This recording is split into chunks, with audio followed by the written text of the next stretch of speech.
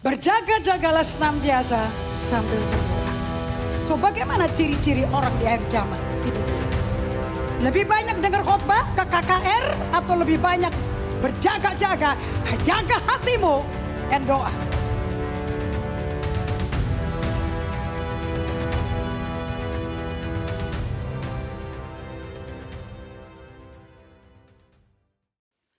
Bapa Surgawi, malam hari ini adalah malam yang menentukan bagaimana attitude kita, sikap kita untuk masuk ke tahun baru. Seperti John Maxwell katakan, your attitude determines your altitude. Sikap kalian menentukan ketinggian kalian. Dan Roh Kudus bicara kepada setiap kami. Apa yang kau perlengkapi kami dan bagaimana kami bisa berpartner dengan engkau supaya di 2026 kemuliaan Allah nyata di hidup kami. Baik bagi pengunjung, tamu-tamu pribadi kami, tamu-tamu spesial kami, maupun jemaat di Kersel kami. Kami minta ini hanya di dalam nama-Mu Yesus. Segala hormat, pujian, kemuliaan kami berikan bagimu. Amin. The gift of resilience. Unta adalah hewan yang bisa berjalan ribuan kilometer tanpa capek. Namun unta memiliki titik lemah. Dan di sini kita akan mulai belajar dari unta. Titik lemah itu yang dikenal sebagai the Achilles heel. Ternyata manusia juga sama. Dan kita mau belajar bagaimana kita tidak gagal seperti unta. John Aldridge menuliskan dalam bukunya Resilient. Kerentanan daripada unta itu disembunyikan oleh ketahanan. Kata ketahanan itu bahasa Indonesia untuk resiliensi. Resiliensi bahasa lainnya adalah daya lenting. Yang berkata di Amsal 7 kali orang benar jatuh pasti berdiri lagi. Namun kerentanan mereka disembunyikan oleh ketahanan legendaris. Legendary, resilient. Mereka dikenal sebagai the camel, kapal gurun. The desert ship yang terkenal yang telah menyeberangi lautan pasir sejak zaman Abraham.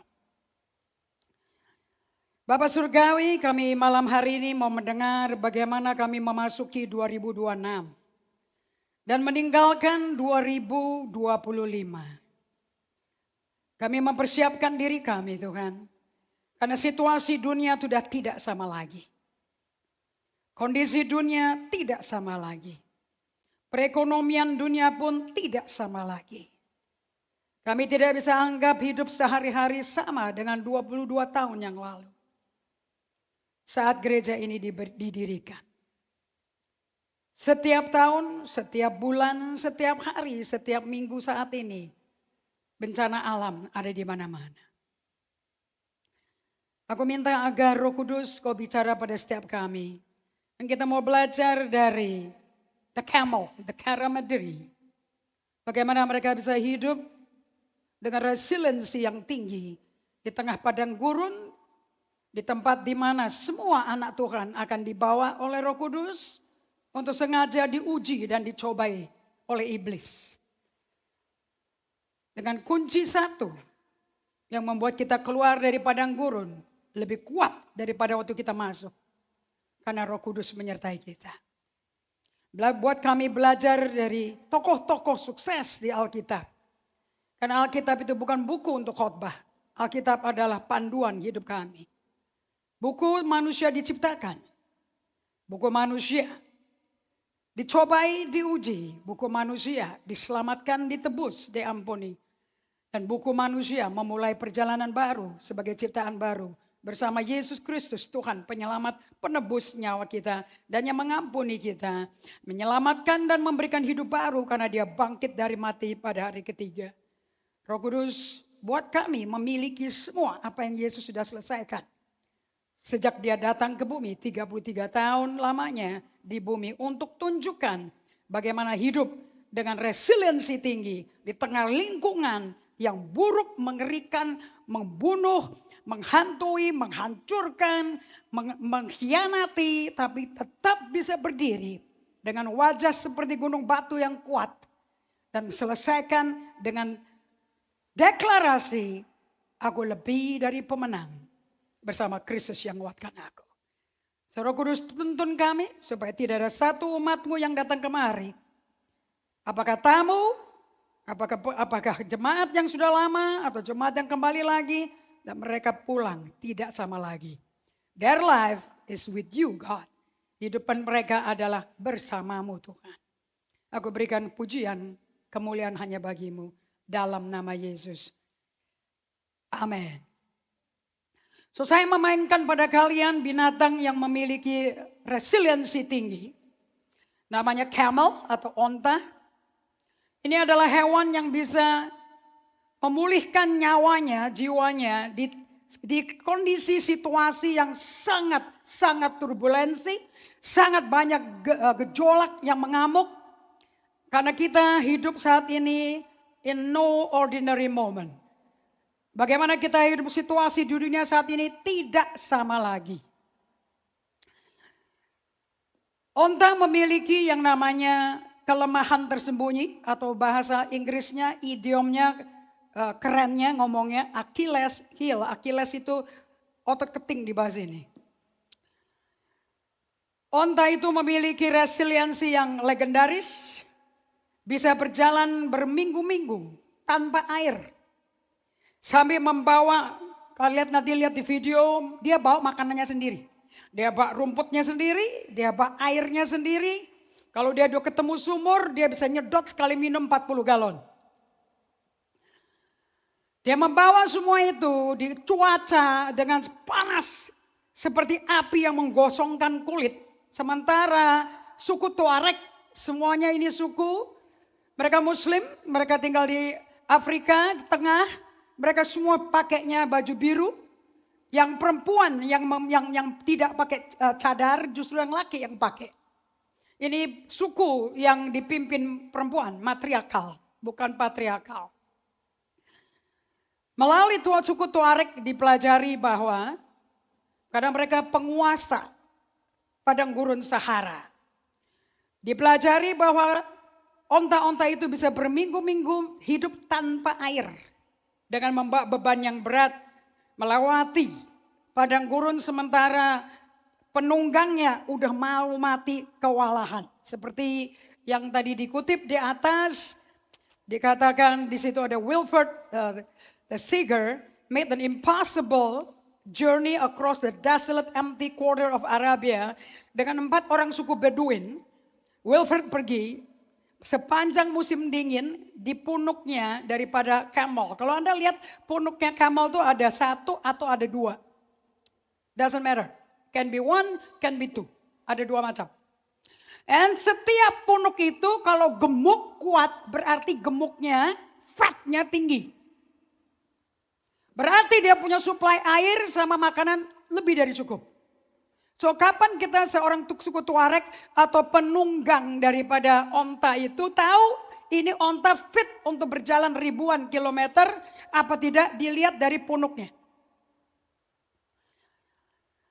Bagaimanapun juga ini onta akan berjalan dan berjalan dan berjalan dan berjalan dengan liganya ratusan, 120-an onta.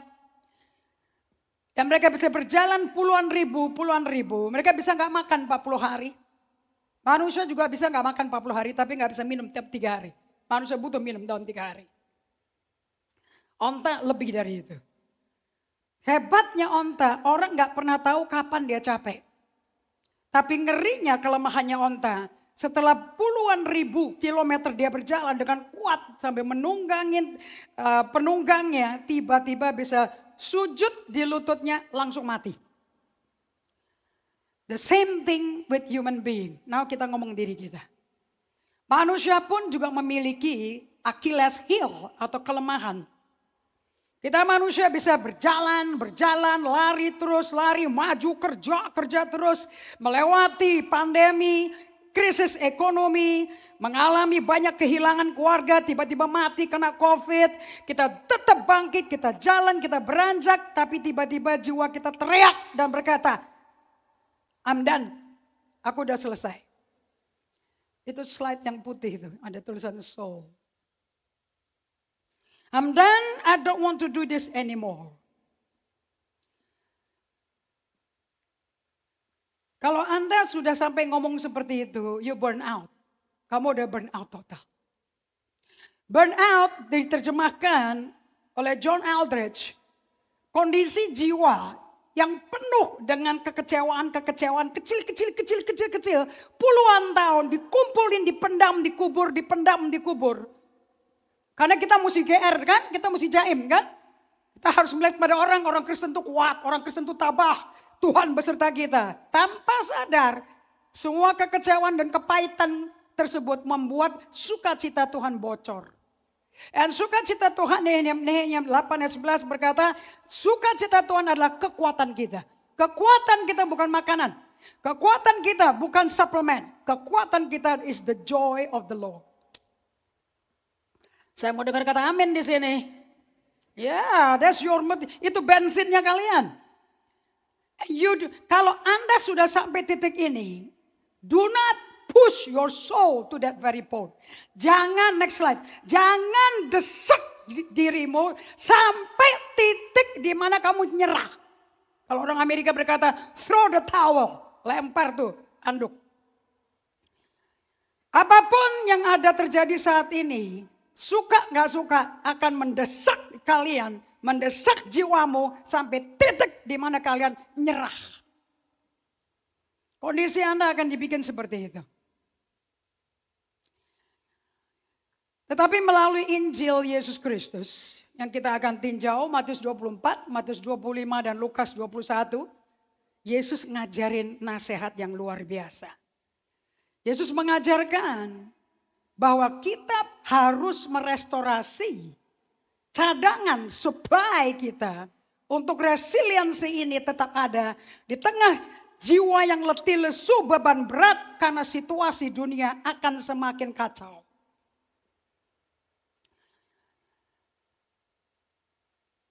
Di dalam pelajaran pause dari John Eldredge yang saya lakukan 3 kali sehari, 7 menit, 10 menit being with God, 2 kali. And 1 kali atau 2 kali, just the 1 minute. Hanya untuk merawat jiwa saya. Karena saya adalah jiwa saya. Kita akan eksplorasi resiliensi yang Allah impartasikan ke kita. Kepada jiwa kita.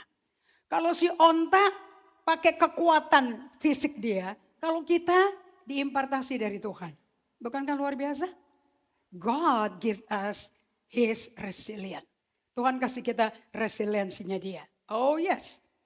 Banyak sekali turbulensi di dunia saat ini. Betul apa tidak? Tadi saya sampai nyisir, tukang rambut saya berkata, Ibu gak lihat Kalimantan Selatan banjir bandang Ibu. No. Semenjak 22 Desember, saya matikan saya punya Instagram di 2 handphone saya. I have no connection dengan Instagram at all. Dan saya baru rasakan yang namanya saraf saya dan urat saya relax. I don't have to wait dengan media. Luapan gelombang media dengan segala up to date, latest maupun rohani maupun yang bencana. Semua menghujani kita dengan kecepatan yang tidak terhitung. 0,003 per detik informasi masuk.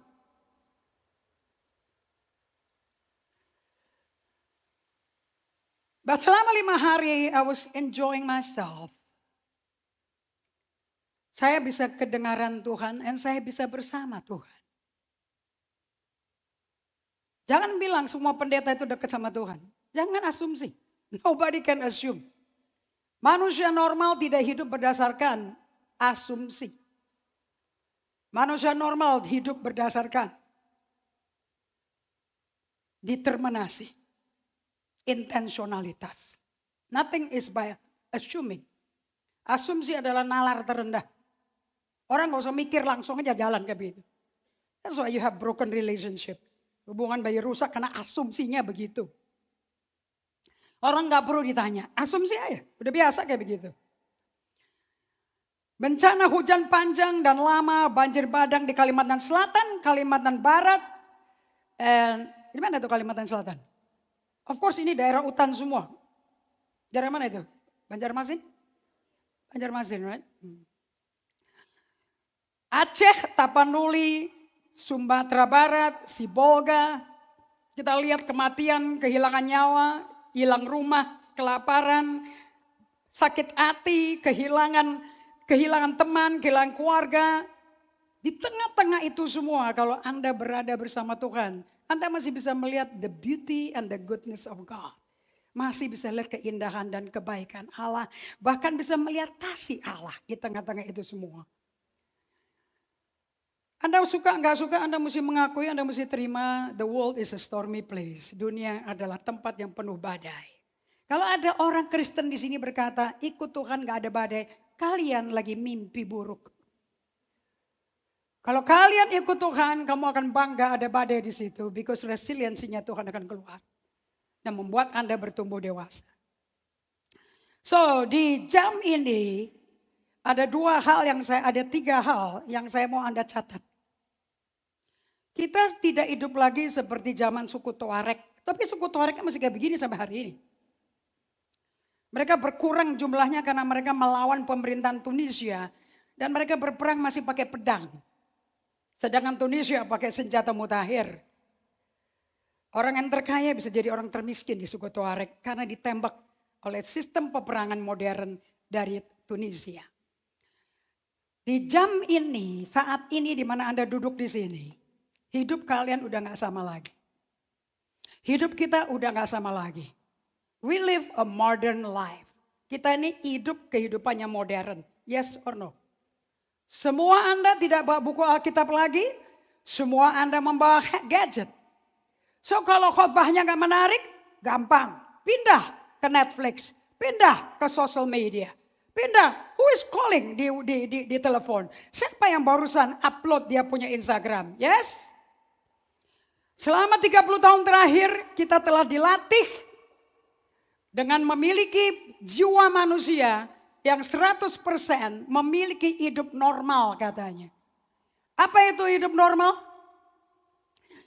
Satu, hidup dengan media setiap detik. Siapa yang pernah bangun tengah malam jam 2, jam 3 langsung ngeliat sosmed? Siapa yang pernah gitu? Angkat tangannya. Iya, sama-sama saya. Dan setelah itu gak bisa tidur lagi, tambah seger. Siapa tangan? Sama-sama. Kita satu kampung. Pendetanya juga penderitaan sosmed, korban sosmed. Oke, dan kita berkata bahwa that's normal, udah biasa. Sampai kita ketiduran, handphone jatuh, baru kita sadar, kita ngantuk sekali. Dan waktu kita bangun, kewalahan, langsung tangan seperti halilintar. Ngambil apa? Alkitab tentu. Sekarang kita ngomong Alkitab kalian. Tapi kalau kita ngomong, kalau dulu tanpa ada sosmed, tanpa ada gadget, kita bilang kita ambil Alkitab. Haleluya ya. Kalau sekarang kita langsung ambil handphone. Langsung dicari siapa? Udah jawab belum?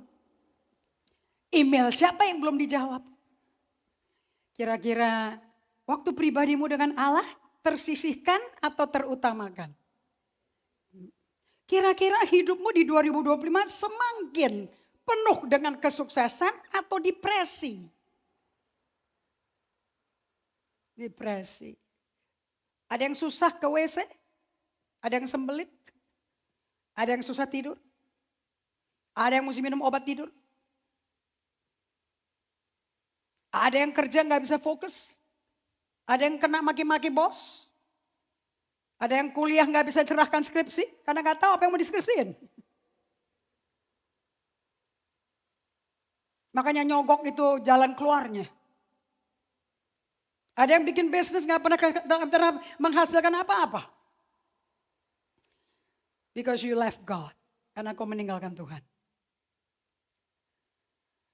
Nomor 2, apa yang dinamakan normal pace of life, kehidupan dengan langkah yang normal, jejak yang normal, jam yang kita habiskan di teknologi betul-betul membuat kita sangat abreast, sangat di baris depan dengan berita global di dunia. Yes or no?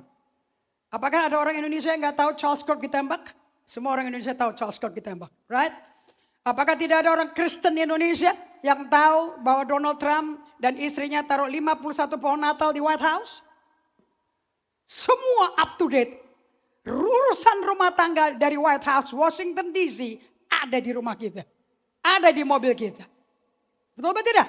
Semua tahu fashion terakhir di Paris. Kita tahu Chanel keluarin model apa. Karl Lagerfeld keluarin model apa. Yes or no? Kita juga tahu toko mana yang memberikan diskon paling besar. Tentu daftarmu penuh dengan Shopee, Tokped. Betul atau tidak? Saya mau tanya. Di mana Hagai 2 ayat 2? Tentu kalian butuh Siri, Google, Hagai 2 ayat 2. Semua sekarang punya sahabat karib namanya Siri. Kalau kita ngomong Siri di Papua dia bilang Siri. Berita menyakitkan hati, orang di Taiwan tiba-tiba keluarin gas, bom gas dan langsung tusukin orang pakai pisau. Oh, abreast. Tanpa Anda sadar, jiwamu gak kuat nampung itu semua. Jiwa kita tidak diciptakan Tuhan untuk nampung berita begitu cepat. Itu yang bikin kalian tidak bisa tenang, tidak bisa berdoa, tidak bisa fokus dan tidak suka Alkitab.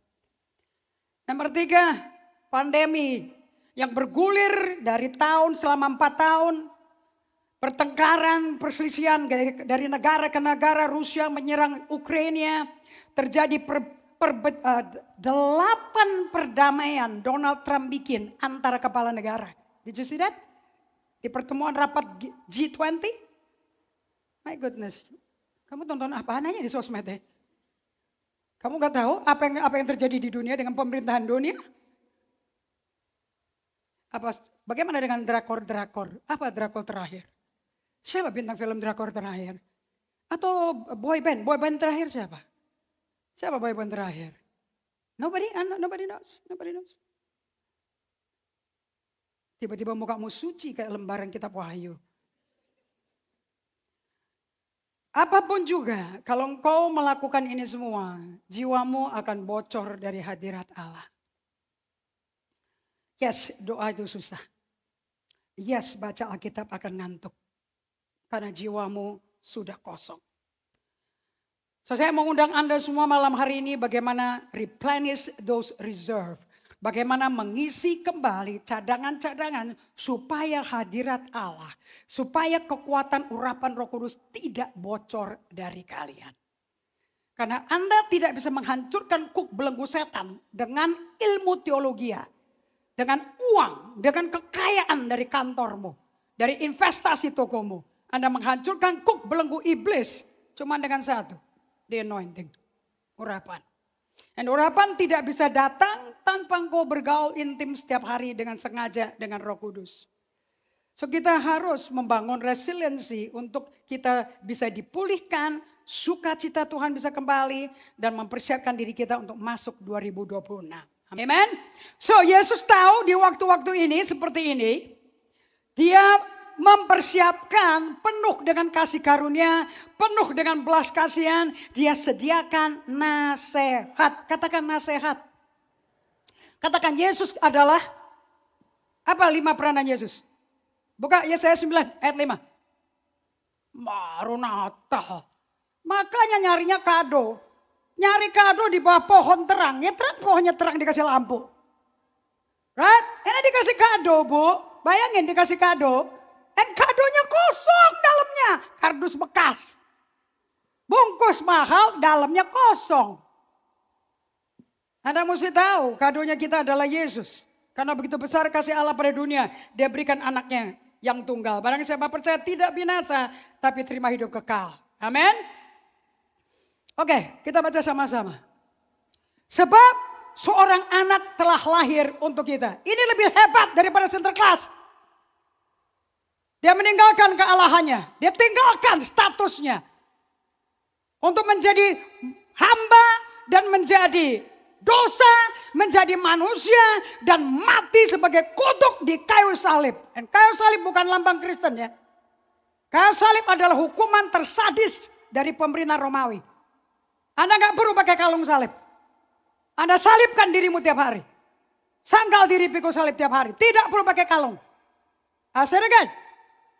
Salib bukan lambang kekristenan. Salib adalah penghukuman. Hukuman kejam untuk kriminal paling sadis.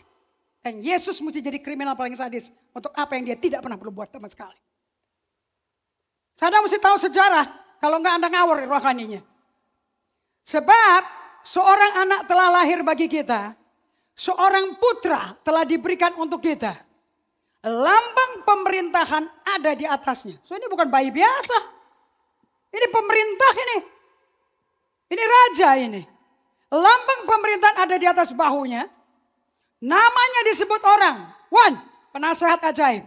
Berarti untuk setiap situasi krisis yang ada di dunia.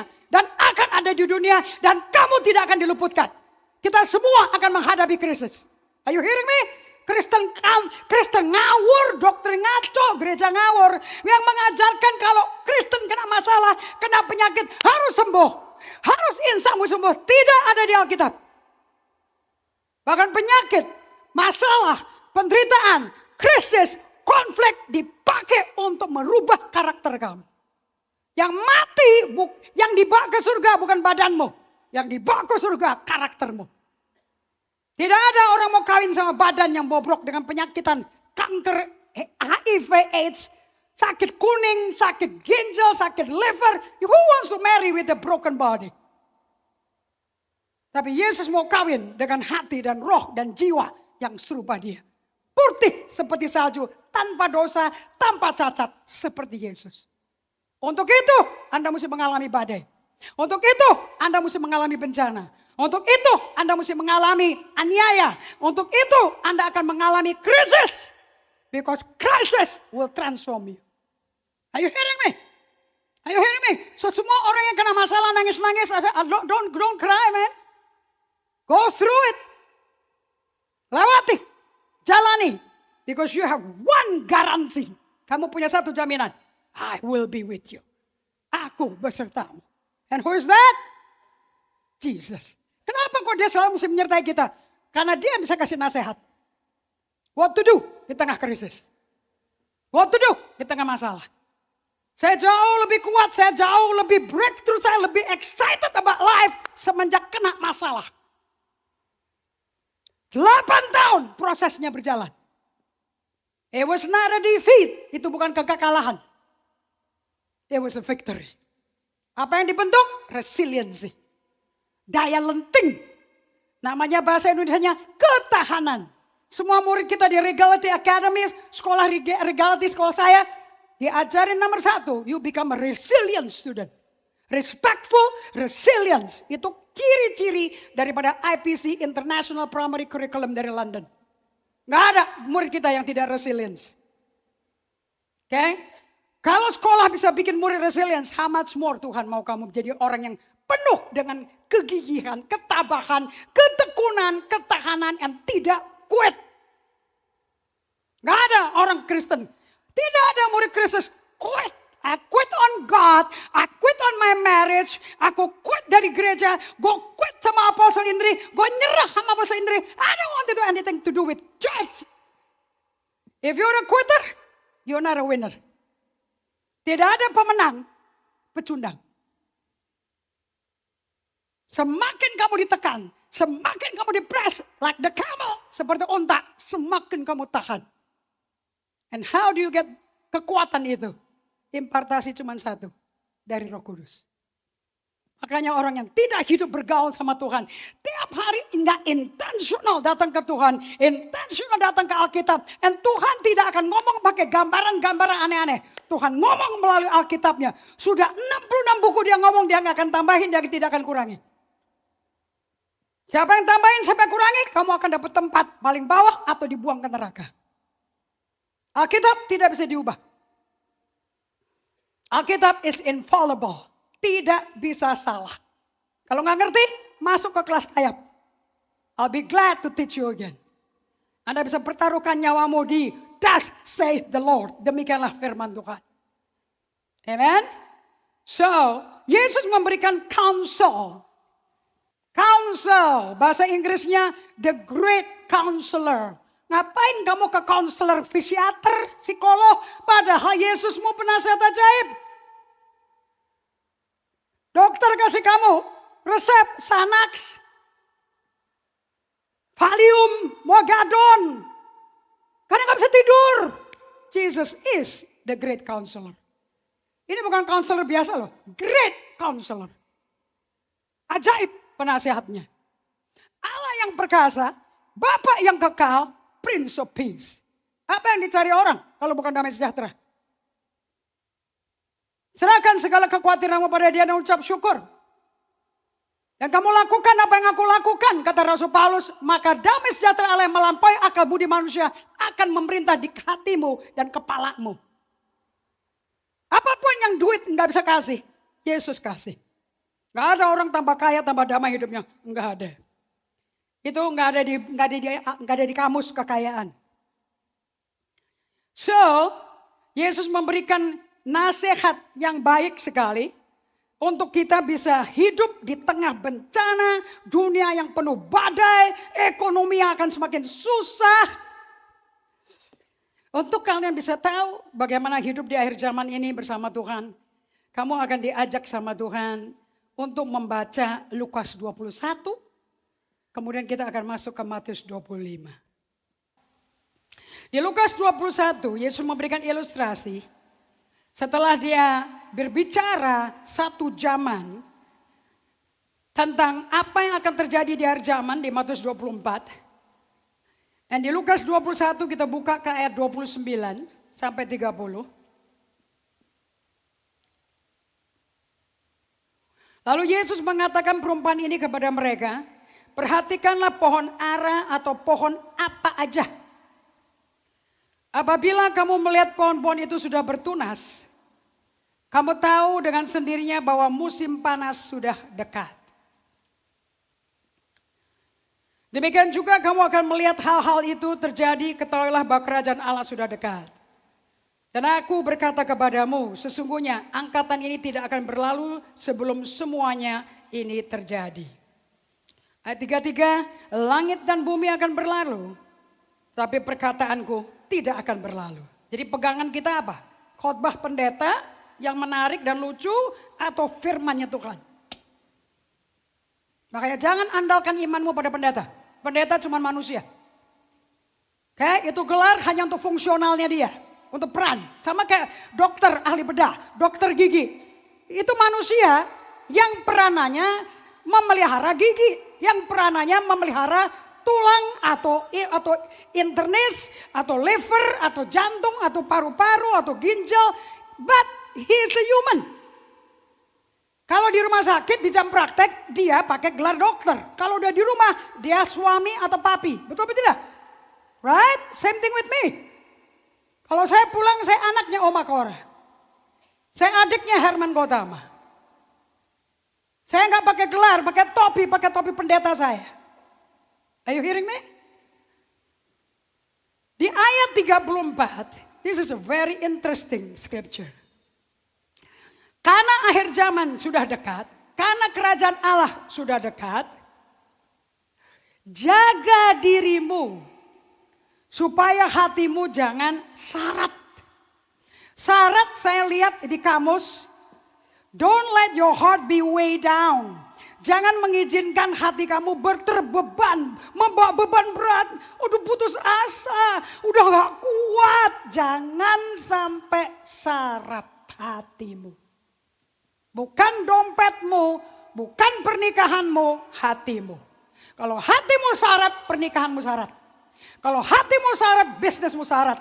Kalau hatimu syarat, semua terbeban, apapun hubungan pun terbeban. Saya berkata, Tuhan, really? Di kondisi seperti ini bisa terbeban? Bisa hidup gak terbeban? Dan kamu lari ke pesta pora, kemabukan, supaya kamu jauh dari segala kekhawatiran di dunia ini. Serta kepentingan-kepentingan dunia, supaya hari Tuhan jangan dengan tiba-tiba jatuh ke atas dirimu seperti suatu jerat.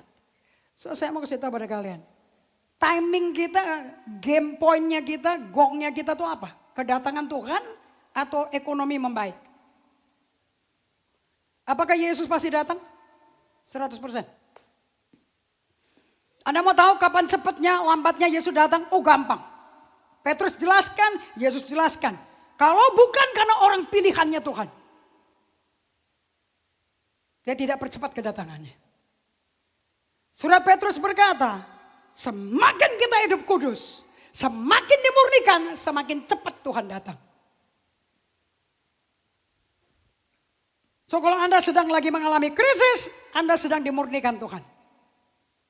Dan semakin Anda taat, semakin Anda mengikuti Tuhan, semakin Anda suci, semakin Anda hidup terpisah suci, bukan pakai baju putih, celana dalam putih, sepatu putih. Nggak ada hubungan sama itu, oke?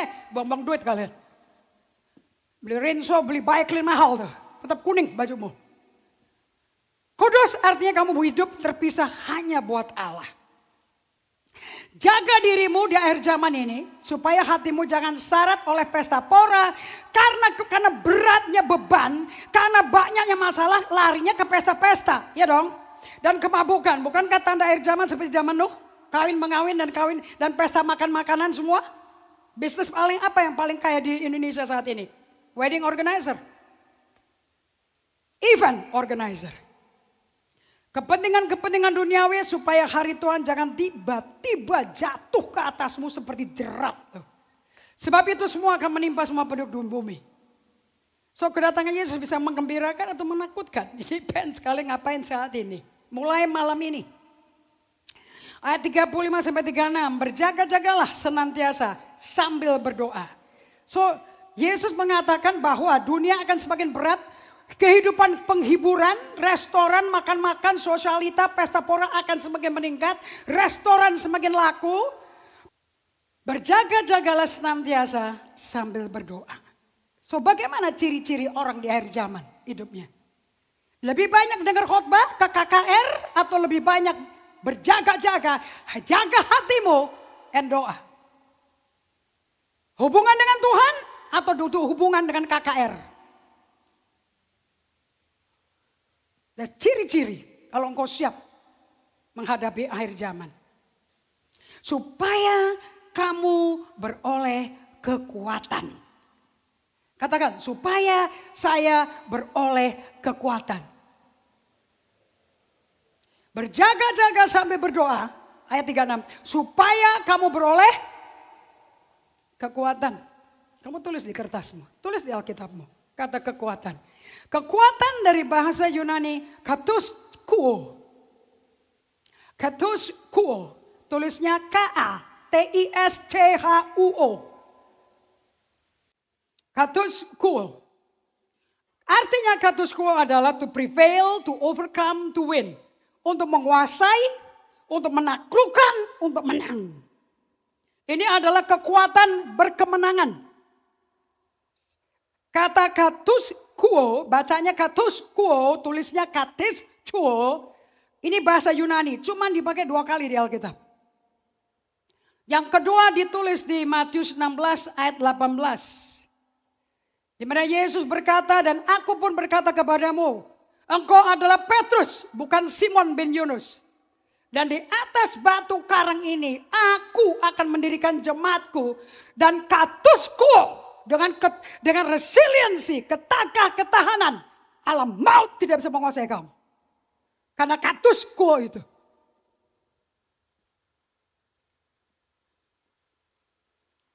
Ini bicara tentang gereja yang diluncurkan oleh Tuhan di dunia. GGA diluncurkan sama Tuhan di dunia. 2 kali diobrak-abrik di gereja ini. 2 kali pemimpinnya diobrak-abrik total di sini. Tidak kandas kita. Semakin saya mendapat jawaban Tuhan, semakin gereja ini diarahkan oleh Tuhan. And I'm proud Tuhan sayang sama GGA. So proud.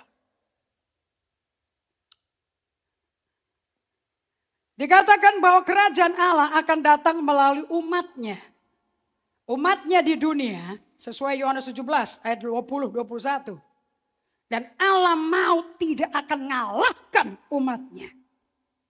Karena umatnya akan menaklukkan neraka. Isn't amazing? Ini gambarannya gereja Yesus loh.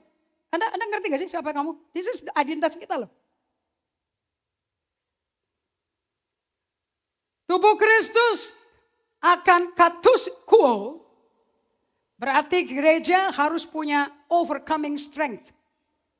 Harus memiliki kekuatan yang menaklukkan, a victorious strength, kekuatan yang berkemenangan. Kekuatan yang kombatif, yang berkombat. Karena Yesus mengerti bahwa kuasa neraka akan menaklukkan hati manusia. Musuh kalian bukan duit habis. Musuh kalian neraka akan menaklukkan hati kalian. So Yesus mau menginfus kita semua dengan resiliensi yang supranatural. Supaya kamu bisa menghadapi segala macam serangan neraka kapan saja. Is that okay? Anda mau ini semua terjadi pada kamu? No choice. Neraka pasti keluar. Akhir zaman pasti keluar. Antikristus akan keluar. Saya berharap waktu itu kamu gak ada di bumi lagi loh. Udah di rapture loh. So Rasul Yohanes berkata,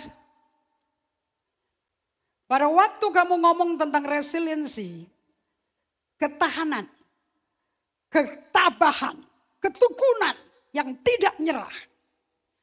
Saya ajarin kalian bahasa Inggrisnya ya. Kalau resiliensi yang dari Tuhan, itu tidak bisa dibandingin sama resiliensi dari dunia. Dari akademis, dari olahraga, dari uang, dari pengaruh, nggak ada. Kalau di dunia, istilahnya resiliensi itu getting it out. Kamu tulis di situ. G-U-T-T-I-N-G. Getting it out. Jadi orang kalau lagi udah mau cerai, perkawinannya udah mau hancur, udah nggak tahan lagi satu sama lain, udah nggak betah. Lihat muka lu juga nggak betah. Manusia akan kasih nasihat seperti ini. Kamu tunjukin dong ketabahanmu. Ayo semangat lagi. Ayo berjuang terus. Itu daging. Kalau kamu ngadapin situasi dengan cara begitu, pasti ujungnya hancur. Oke? Atau bahasa Inggrisnya kalau nggak getting it out, sucking it out. You need to suck it out, man. Ayo kamu bisa, double it up. Double it up. Kuatkan, gandakan kekuatan kamu. Komit, jangan nyerah. Maju, jangan nyerah. You will fail. Pasti ya kamu akan gagal. Atau ikut latihan militer. Supaya dapat ketabahan ini. Nggak bisa. Itu latihan ke militer, kepemimpinan, wajib militer. Kayak teman-teman saya waktu saya kuliah di Australia. Kemudian mereka harus pulang ke Singapura dulu, yang dari Singapura. Karena wajib militer. Pulang mereka udah botak semua, kerukat. Badannya otot, bicep, tricep keluar semua, six pack keluar semua. Saya bilang badan bisa six pack. Tapi cengengnya nggak keruan. So, kekuatan resiliensi nggak ada hubungan dengan kondisi fisik. Sama sekali. Ada kekuatan daya lenting resiliensi yang onta pun nggak punya. Sekalipun onta, hewan paling resilient. Pemazmur berkata, God, you are the strength of my heart. Tuhan, kaulah kekuatan hatiku. Kita nyanyi, God is the strength of my heart. God is the strength of my heart. Hanya Daud bisa ngomong itu. Rasul Paulus bisa berkata, I can do all things through Christ who strengthen me. Aku dapat menanggung segala hal bersama Kristus kuatkan aku. Kata kuat itu, status quo. Itu adalah kelentingan, hanya Tuhan yang bisa impartasi. Ini namanya supernatural resilience. Anda buka Efesus 3 ayat 17. Anda kalau mau jadi pemimpin di gereja, kalau di gereja ini mau jadi pemimpin, kamu diangkat mau jadi pemimpin, you have to have daya lenting ini. So, Maria Lestari, air matamu membuat dagingmu gak nyaman, makanya keluar air mata. Tapi sampai kamu tahu, Tuhan lagi bangun otot daya lenting di kamu.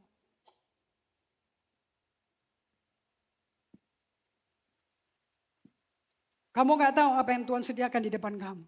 You don't know. Saya sangat bersyukur sama orang yang menghadapi tantangan berat. Saya sangat bersyukur. Dan tidak menghindar, dan tidak avoid, dan tidak denial, tidak menyangkali, really facing it through. Ngadepin, nangis, jerit, but pressing in. Saya kagum sama orang kayak begitu. Because I did it untuk 8 tahun. Efesus 3, ini rahasia dari mana sumber kelentingan kita. Anda mesti baca dari ayat yang ke-13-nya, it's beautiful. Dan aku tersungkur di kakiku berdoa kepadamu Bapa. Aku berdoa supaya ia menurut kekayaan kemuliaannya menguatkan, meneguhkan kamu oleh rohnya di dalam batinmu. So di mana rahasia kekuatan orang Kristen? Murid Kristus, di mana tempatnya? Batin.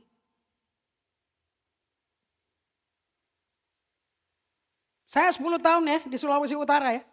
Masuk keluar kampung dusun men. 7 perusahaan saya tutup lah. 12 kredit card platinum saya potong semua. Rekening koran cuma punya 1, Danamon. Itu saat di mana Danamon mengalami kehancuran karena kalah forex. Saya ditelepon sama yang bikin kaset khotbah saya, mereknya Puff. Pernah dengar Puff? Pernah dengar kasetnya? Anak sekarang gak ngerti kaset.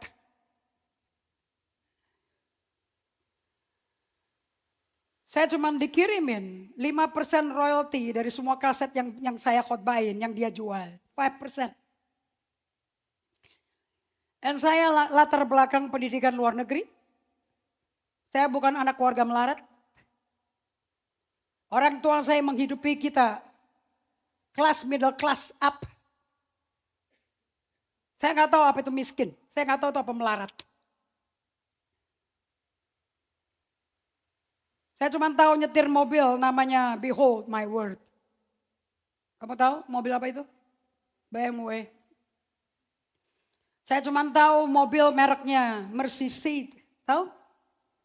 Mercedes-Benz.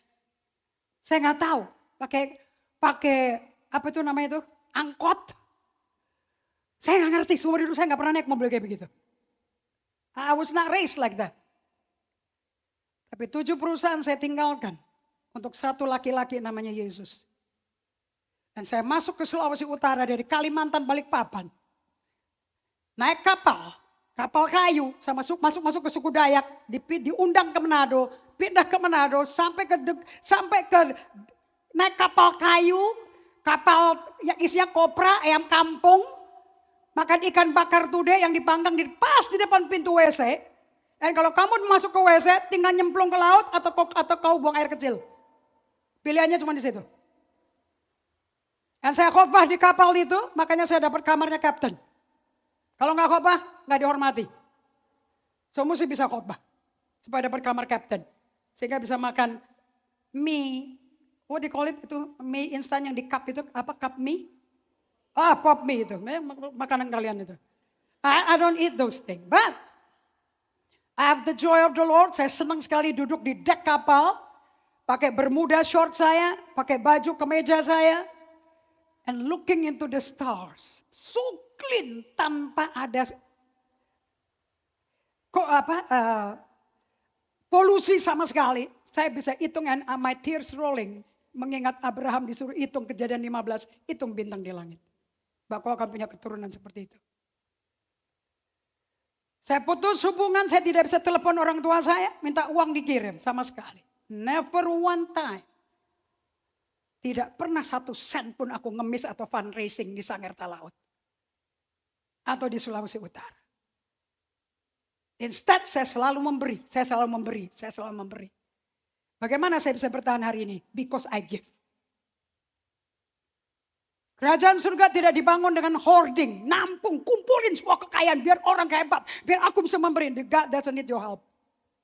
Apa yang diberi Tuhan yang sediakan. Dan lebih baik memberi daripada kau menerima. Jauh lebih baik memberi. Kalau Anda tidak hidup dengan kerajaan surga, this is not your lifestyle. Berarti Anda belum bertobat.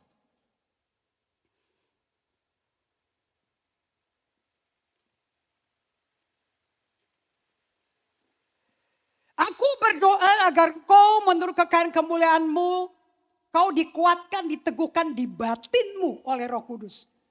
So Anda diberikan Roh Kudus tujuannya bukan berbahasa roh. Bahasa roh itu cuma pertama kali. Bahwa kamu pernah dibaptis, habis itu that's it. Kamu mesti bergaul dipimpin Roh Kudus setiap hari. Gak ada urusan berbahasa roh. Buat apa kamu berbahasa roh? Kamu juga gak ngerti, orang yang dengar juga gak ngerti sekali. You understand? Kalau mau berbahasa roh lakukan sendiri private. Tapi gak usah beberin ke orang. Gak usah pakai mikrofon, gak usah naik mimbar. Do it. Waktu kamu gak punya uang, waktu kamu gak punya dokter untuk menolong kamu, perkawinan on the rock, but you speak in tongues supaya kamu bisa mendengar Tuhan. Dan bernubuat, speak to your situation. Ngomong ke situasi kamu. Karena satu firman dari Tuhan merubah segala hal. That's how you live. That's how you live. Kalau kamu gak pernah diajarin seperti ini, and you've been going to the wrong church, man. Gereja salah kamu pernah pergi. Dari mana saya dapat kekuatan? Di batin. Dari mana? Dari Roh Kudus. I pray that from His glorious unlimited resources, He will empower you with inner strength through His Spirit. Saya nggak beli orang berbahasa roh. Tapi nggak bisa ngomong I'm sorry. You're weak. Kamu nggak punya resilient sama sekali. Saya nggak percaya kamu ada Roh Kudus. Perpuluhan aja nggak berani kamu kasih. Saya nggak percaya kamu dipenuhi Roh Kudus. Bahwa kamu punya inner strength. Kamu nggak berani kasih buah sulung. Takut besok ikut hidup dari mana? I have nothing, you have no Roh Kudus. Dan pada waktu saya mulai nginjil, semua orang Amerika ngomong kayak gini. Orang termiskin di dunia adalah orang yang punya segala materialistik, tetap material, aset, tapi tidak ada Yesus di hatinya. That's the poorest man. Tapi orang yang paling kaya adalah orang yang tidak punya apa-apa, tapi dimiliki Tuhan. That's the richest man. Makanya saya lepasin 7 perusahaan. Saya pergi ke Sulawesi. Pergi ke Kalimantan, ke Balikpapan. Ke gereja apa kursinya bangku semua, kayu semua. Mereka kaget begitu saya khotbah 4 jam kan. Kamu duduk di kursi kayu, pulang kotak kamu.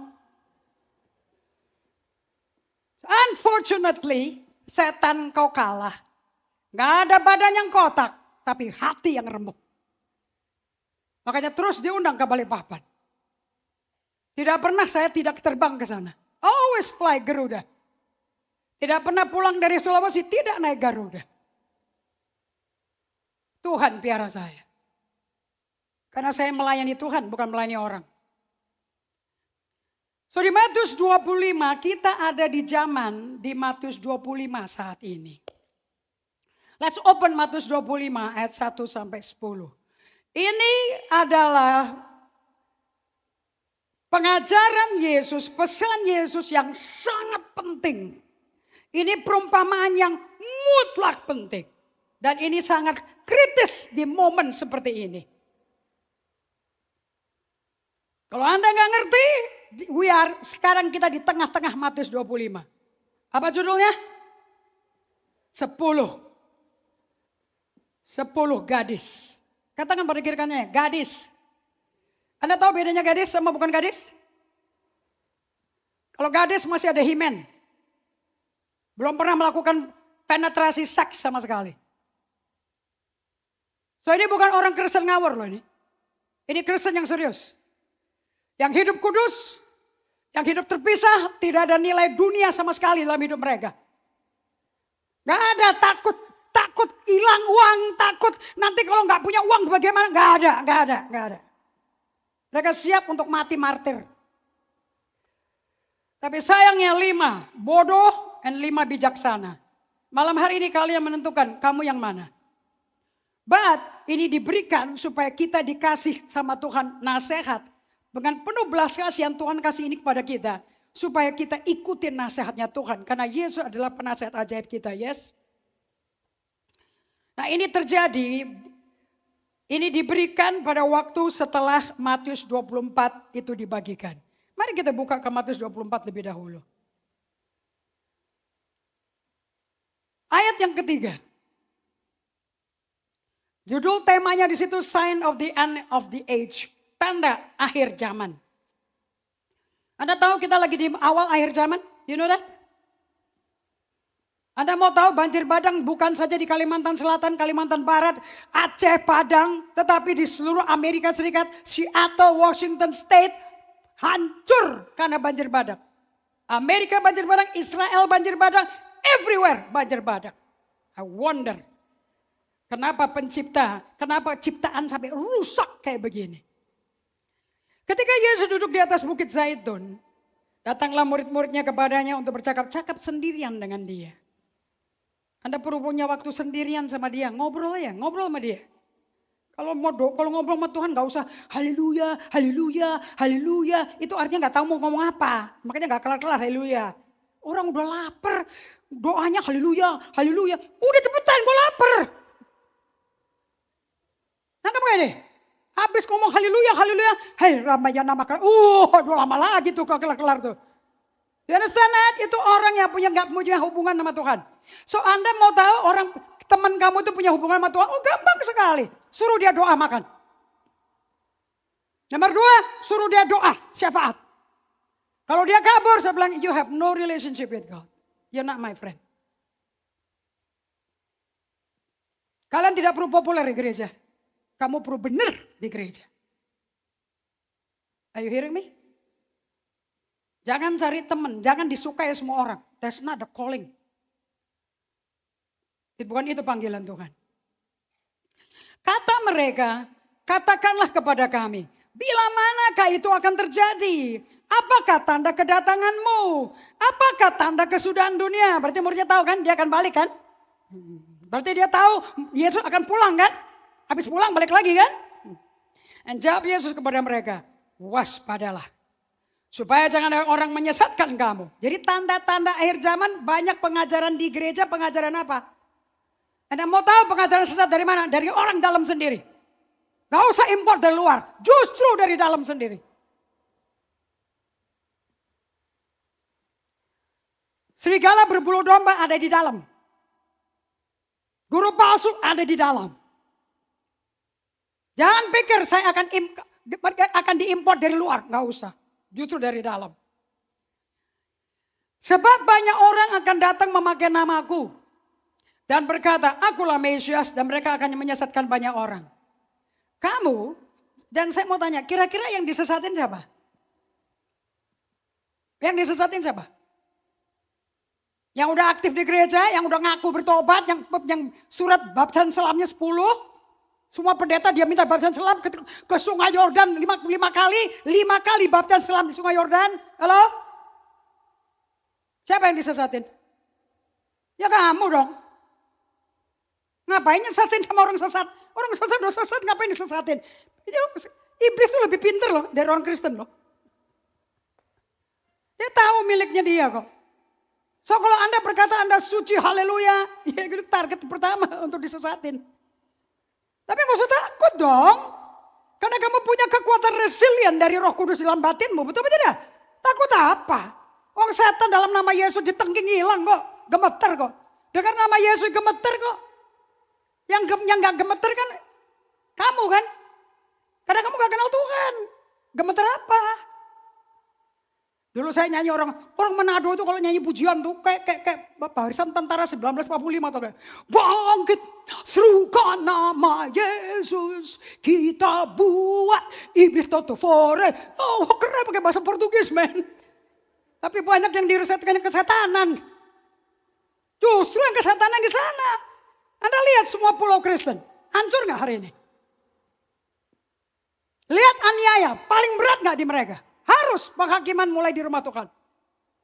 Untuk menyaring mana yang asli. Mana yang otentik.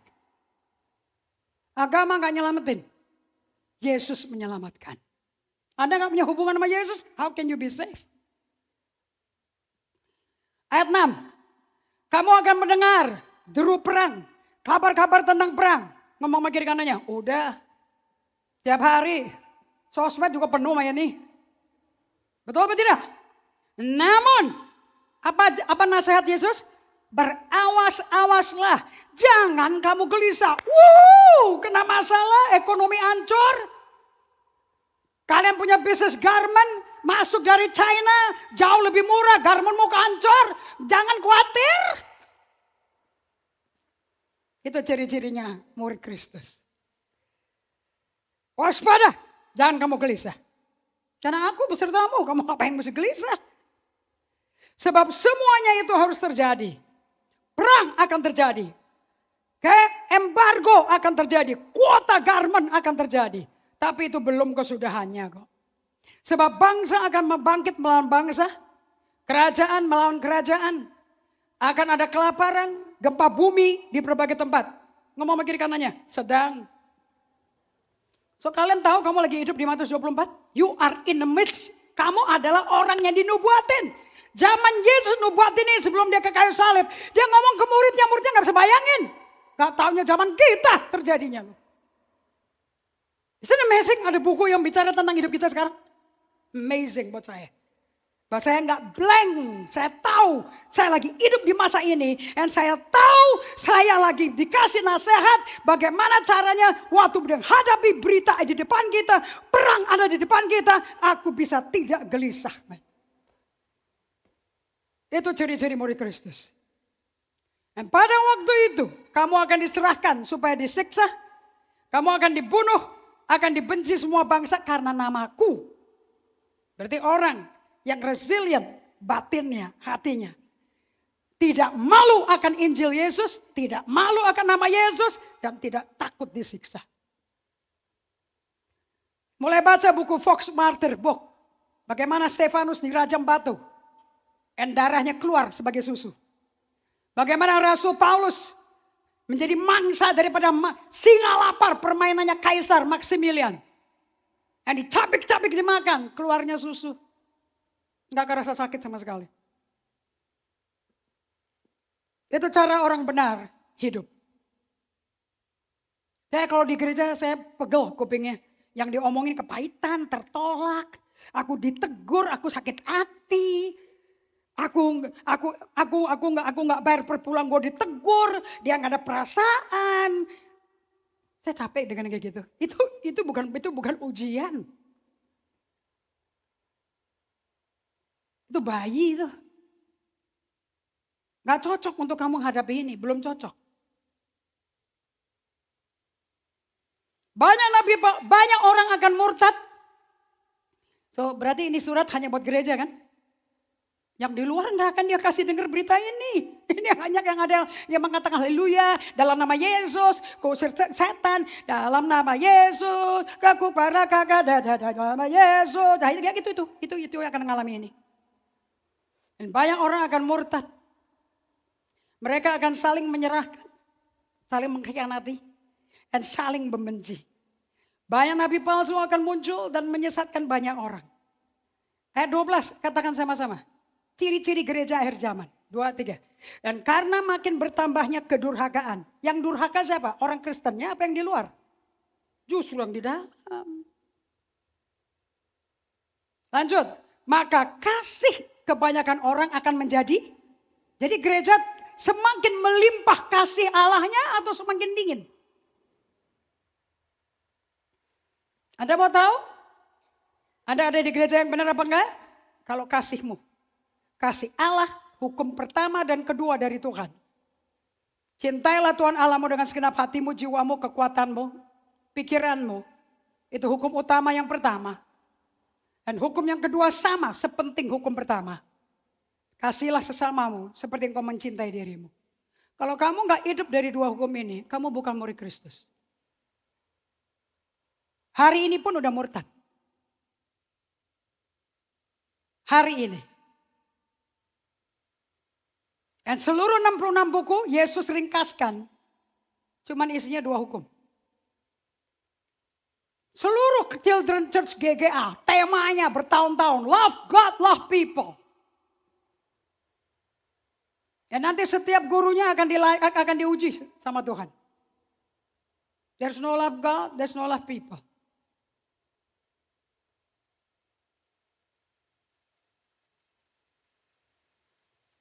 Ditegur untuk pertobatan, dilawan balik. Berdebat, kusir sekalian situ. Saya gak terima ya, digituin. Itu kondisi gereja akhir zaman. Love become cold. Hukum Allah gak seperti itu. Kamu beri nyawamu untuk orang lain. Bukan pakai menggunakan orang lain. Untuk kepentingan kamu. Untuk kenyamanan kamu.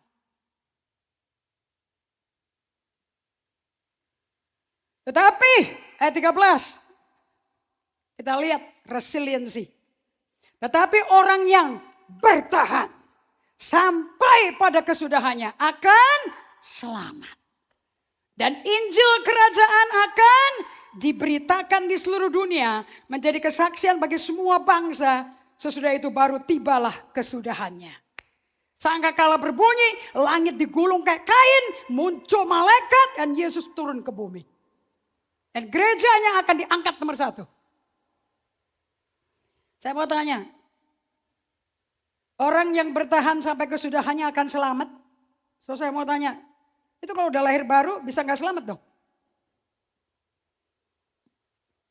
So Yesus menjelaskan, itu prolog, itu pembukaan. Sekarang pengajarannya, Matius 25.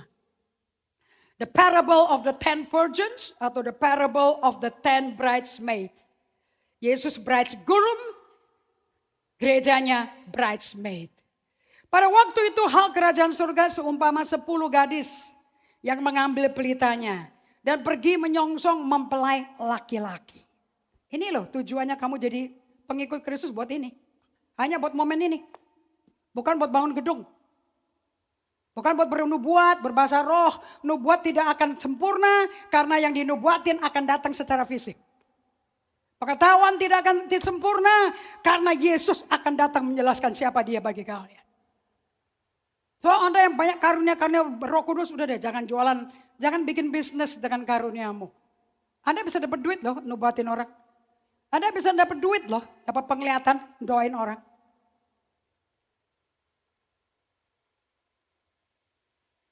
Lima diantaranya bodoh, 5 bijaksana. Ini anak-anak kecil-kecil ini mereka mau berubah hidupnya. Saya gak mau mereka hidupin kehidupan kayak keluarganya. Saya mau mereka hidup seperti keluarga Yesus. So setiap hari maminya Dinda kirim foto ke saya. Ngeliatin 5 anak ini 3 kali sehari melakukan Yosua 1 ayat 8. Melakukan Yosua 1 ayat 8. Bukan ngafalin Yosua 1 ayat 8. Melakukan. Melakukan Mazmur 1 ayat 1 sampai 3. Nomor 3, berbuat jurnal dari apa yang Tuhan ngomong ke mereka. Didik anakmu dengan cara yang kau tahu sampai tua gak akan meninggalkan. So anak-anak kecil yang jadi asyir tadi menyambut kalian. Mau nangis, mau ngeper, mau ngambek, mau cembetot, mau guling-guling. Mereka buka Amsal. 1 sampai 7, 8 sampai 19. Dan mereka mesti perkatakan setiap hari. Harus perkatakan. Dan apa yang kau perkatakan tiap hari, itu firman adalah roh dan hidup. Itu firman yang bekerja merubah kamu. Saya gak butuh orang pinter. Tuhan gak butuh orang pinter. Tuhan butuh orang yang willing. Yang rela. Dimuridkan Yesus gak enak. Karena gaya hidup kita gak sama dengan gaya hidup dunia. Instant Super Me. Instant Netflix. Instant game. Anak-anak kecil kita di gereja saya tahu 25 macam game komputer. Saya wonder orang tuanya ngapain tiap hari. Menjual anaknya kepada setan semua. Dan membuat otaknya pasif. Karena nonton TV, main game akan membuat Anda tidak terstimulasi sarafnya. Tapi pasif melihat gambar. Anda mau bikin generasi masa depan yang goblok dan pasif otaknya, kasih dia game. Suruh main seminggu sekali, gak apa-apa. Dari seminggu sekali menjadi setiap hari. Mereka akan nyolong-nyolong. So Anda membuat pencuri di rumahmu sendiri. Anda membuat penipu-penipu lahir digedein kamu sendiri. Pendidikan, perusahaan tidak terjadi di sekolah, di rumah. Karena gak enak hati. Dan di buku Amsal, kenapa saya sebutkan anak-anak kecil ini? Karena di buku Amsal cuma ada 2 macam orang. The fool and the wise. Gadis bijak, gadis bodoh. Yang cocok fool bukan bodoh, bebal. Gadis yang bodoh itu membawa pelitanya, tapi tidak membawa minyak. Karena pelita butuh minyak. Sedangkan gadis-gadis yang bijaksana itu membawa pelitanya dan juga minyak dalam buli-buli mereka. Ayat 5, katakan sama-sama. Tetapi karena mempelai itu lama tidak datang-datang juga. Tuhan bisa guyon ya. Udah mau datang nih, tuh ditunda sama dia. Keren ya. Untuk membuat kamu siap, benar-benar siap loh. Ini satu kedatangan yang tidak ada, yang bahkan Yesus tidak tahu kapan dia akan muncul. Yesus pun tidak tahu. Tetapi karena mempelai itu lama tidak datang-datang. Lingkari kata lama di Alkitab kalian. Mengantuklah mereka semua lalu tertidur. Lingkari kata mengantuk. Waktu tengah malam terdengarlah suara orang berseru. Tengah malam, siapa yang mimpi tengah malam? Pengantin laki-laki akan datang. Mempelai datang, song-songlah dia. So dia akan datang di waktu yang kamu gak duga-duga ya. Dan gadis-gadis itu pun bangun semuanya. Lalu membereskan pelita mereka. Gadis yang bodoh berkata pada gadis yang bijaksana. Berikan kami sedikit dari minyakmu. Sebab pelita kami hampir padam. Tapi jawab gadis yang bijaksana. Tidak, nanti gak cukup untuk kami. Dan untuk kamu, lebih baik kamu pergi kepada penjual minyak dan beli di situ. Akan tetapi, waktu mereka sedang pergi untuk membelinya, datanglah mempelai itu dan mereka yang telah siap sedia masuk bersama-sama dengan dia ke ruang perjamuan kawin, lalu pintu ditutup. Tapi ia menjawab. Dan kemudian datang juga gadis-gadis lain dan berkata, ayat 11, dan berkata, Tuan, bukakanlah kami pintu. Tapi ia menjawab, aku berkata kepadamu, sesungguhnya aku tidak mengenal kamu.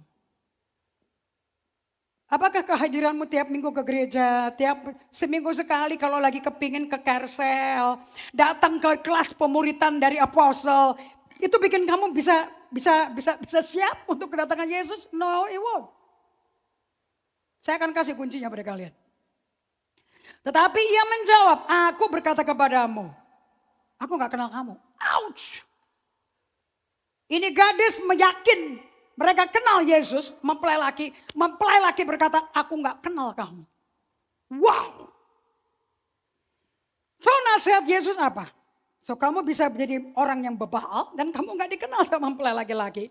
Atau kamu jadi orang yang bijaksana dan kamu yang akan kawin dalam perjamuan kawin itu. Ini nasihatnya, supaya kamu jangan bebal, jangan bodoh, berjaga-jagalah. Arti kata berjaga-jaga artinya alert, selalu punya hubungan dengan Tuhan. Kita punya yang namanya cara berjaga-jaga, namanya bikin rule of life atau trellis. Sebab kamu tidak tahu akan hari maupun saatnya dia akan datang. So, saya mau sampaikan kepada kalian semuanya.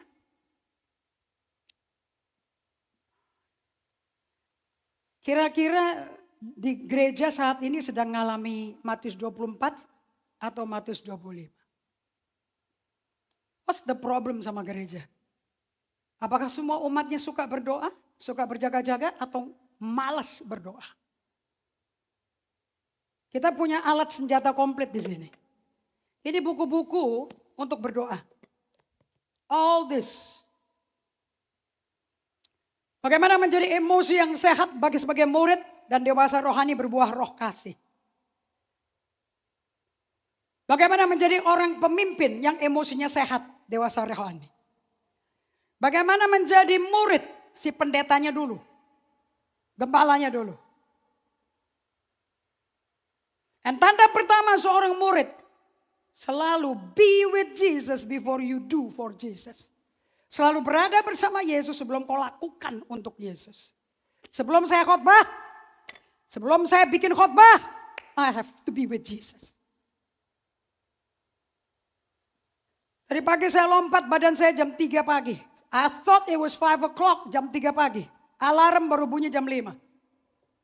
3, 4, 5, I was being with God. Seger sekali saya. 5 o'clock, saya baca Alkitab. Because I need to hear God. Jam 7, saya bikin catatan khotbah ini. Nobody asked me to do it.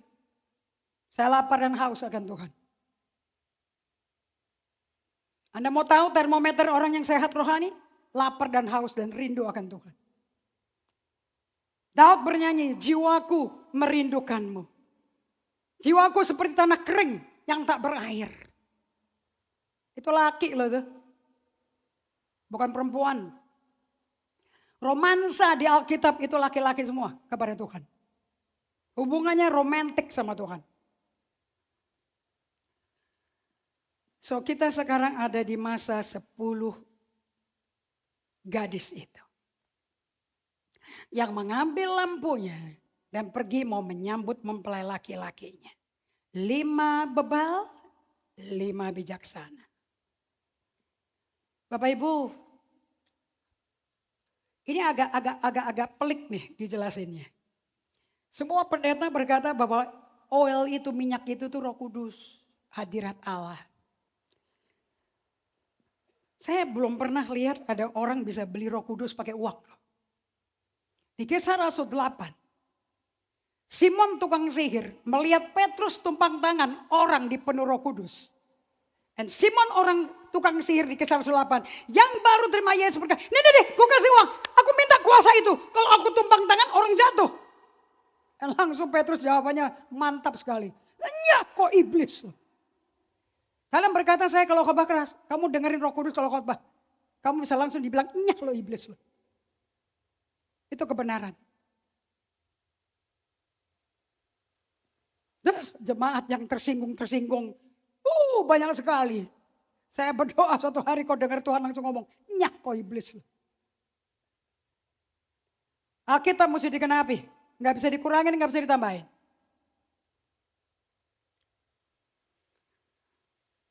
Yang saya kagum di cerita ini, kok mempelai lakinya kok lama, kok menunda jam kedatangannya. Sampai si perempuan 10 itu mulai ngantuk, bahkan 5 tidur. 5 berjaga-jaga, 5 tidur. Bukankah semua nasihat Yesus berjaga-jagalah, berjaga-jagalah, betul atau tidak? Bukankah itu nasihatnya aja? 5 tidur men. Ada orang saya khotbah tidur men. Bagaimana menanti Tuhan? Anda mau tahu bagaimana caranya kau datang kepada Tuhan? Berdiam dirilah. Nantikanlah Tuhan. Apa artinya diam? Diam. Tidak berbahasa roh, tidak minta kado, tidak memuji Tuhan, tidak ngomong haleluya, puji Tuhan, kemuliaan bagimu. Shut up man. Lem mulutnya pakai aibon. Diam. Berdiamlah. Sefanya katakan itu, Sakaria mengatakan itu, Habakuk ngomong itu. Berdiamlah karena dia berdiri di hadiratnya. Kalau engkau diam, Tuhan bekerja. Kalau kamu cerewet, Tuhan diam. Because he is a gentleman.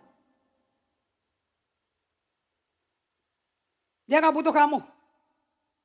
Kamu butuh dia. Berdiamlah. Dan orang yang gak pernah melatih berdiam, pada waktu Tuhan delay kedatangan dia, bosan, ngantuk. Orang-orang praktek 2 menit diam. Awal 2 menit diam, penutupnya. Anda mau tahu komentarnya apa? Kok ketiduran? Kok ngantuk? Boleh kok sama Tuhan ngantuk. Yang gak boleh siapa? Tuhan tahu kok batasan badanmu. Setiap kali kamu berdiam,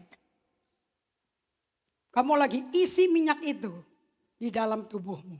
Tidakkah kau tahu badanmu adalah bait Allah, tempat roh Allah berdiam? Tuhan lagi infus ke dalam kamu. Kalau mobil mau isi bensin, kita gas-gasin mau motornya? Atau kita matiin motornya? Berdiam. Biar Tuhan yang bekerja. Kamu tutup mulut. Kamu rest. Kuncinya adalah rest. 6 hari kamu kerja, hari ke-7 Tuhan stop. Dia rest. Dan Kristus diam di dalam kita. Dia rest, kita rest. Karena badan kita rumahnya dia. Pemiliknya berhak bikin rumahnya tutup. Pemiliknya berhak. Selama kamu yang berhak mengatur, Tuhannya diam. Dan jangan pakai doa-doa. Karena kamu gak bisa manipulasi Tuhan.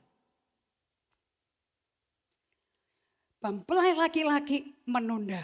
Mereka tidur ngantuk. So kalian mesti tahu. Dengan segala kejujurannya Tuhan. Sampai hari kedatangan dia uji kita. Di mana Anda mesti belajar. Mempelai laki-laki. Santai kok datangnya, gak buru-buru. He always walk slow. Dia selalu kerjanya pelan. Di midnight hour, at the midnight hour. Mereka lagi pada setengah ngantuk, mungkin lagi mainan Netflix, mungkin lagi nonton. Kita punya Instagram ayat semua kok. Semua firman, gak ada film-film dunia. Gak ada Shopee, gak ada Tokopedia, gak ada Lazada. Semua firman. Anda bisa dengar firman di Netflix, di sosmed, tapi Anda gak bisa dengar suara Tuhan. Karena orang lain yang ngomong. Orang lain yang dengar, kamu tidak dengar. Jangan tertipu ya. Anda hanya bisa dengar suara Tuhan melalui Alkitab. Di luar itu gak bisa. Dan pada waktu mereka melihat mempelai laki-laki. Yang bodoh lagi nyari duit, pinjam uang, mau beli minyak. Mereka ngemis-ngemis, di last minute ngemis-ngemis, minta dong minyaknya, bagi dong. Yang pintar berkata, sorry. Gak bisa dibagi 2 antara kita berdua, gak bisa. Kamu pergi aja beli dulu. Mempelai lakinya kan terlambat, pelan sekali. Dan tiba-tiba mempelai laki itu datang, pintu ditutup. Dan mereka gedor-gedor dari luar. Mempelainya keluar loh, saya gak kenal kamu. Ini adalah pernyataan yang paling mengerikan. Bapak Ibu sekalian, jangan santai ikut Tuhan. Ya, kamu boleh ikut perayaan event. Ini panggung lebih keren daripada Studio 21. Karena semua gereja bikin sensasi, bikin acara. Nah di sini. Saya nggak bikin sensasi. Saya bayar harga untuk hidup apa yang saya khotbahin. Mahal. Nggak bisa populer. Kamu gak akan lihat saya di paddle court. Kamu gak akan lihat saya show pakai seragam paddle court. Kamu akan lihat saya belajar firman dan duduk di kaki Tuhan.